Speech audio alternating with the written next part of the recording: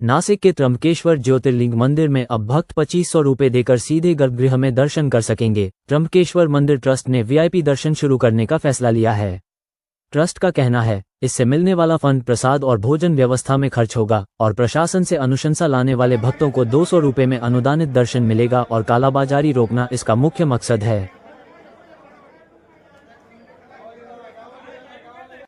नमस्कार। त्र्यंबकेश्वर देवस्थाने भाविकांच्या बहुप्रतीक्षित आणि बहुचर्चित अशा सशुल्क दर्शनाचा प्रस्ताव या ठिकाणी पारित केलेला आहे। 2500 रुपये शुल्क करून सदरचं दर्शन भाविकांना उपलब्ध केलं जाईल।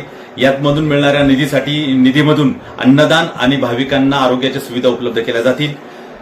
देवस्थानच्या उत्तर महाद्वाराच्या लगत असलेल्या केबिनमध्ये आधार कार्ड घेऊन त्या व्यक्तीला जागेवरच हे दर्शन मिळणार आहे।